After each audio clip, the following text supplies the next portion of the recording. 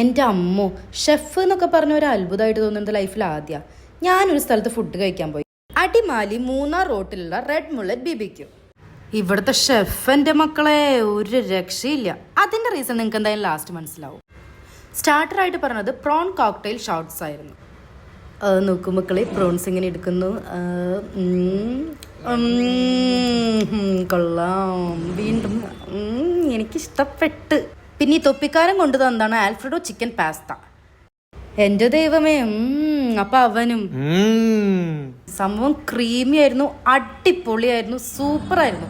സത്യം പറഞ്ഞാൽ എനിക്ക് നിർത്താൻ പറ്റുന്നുണ്ടായിരുന്നില്ല, അത്രയ്ക്ക് ടേസ്റ്റ് ആയിരുന്നു. അവസാനം ഞാൻ ഈ പാത്രം ഇങ്ങനെ നക്കി വടിച്ചു. ഈ കണ്ണും മൂക്കും വെച്ചിരിക്കുന്നതാണ് അവിടുത്തെ ചിക്കൻ സ്റ്റേക്ക്. ഞാൻ ഒരുപാട് ചിക്കൻ സ്റ്റേക്ക് കഴിച്ചിട്ടുണ്ട്, പക്ഷെ ഇതുപോലെ ഒരെണ്ണം. ഞാൻ അവിടുത്തെ ഷെഫിനെ കാണാൻ പോയതിന്റെ റീസണും ഈ ഒരൊറ്റ ചിക്കൻ സ്റ്റേക്കാ. എന്തൊരു ടേസ്റ്റ് ആയിരുന്നു എന്നറിയോ.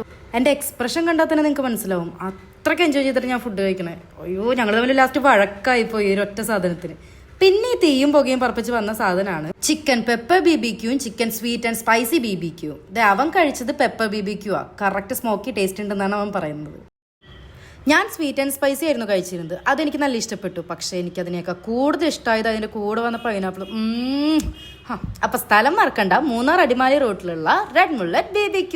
ബൈ.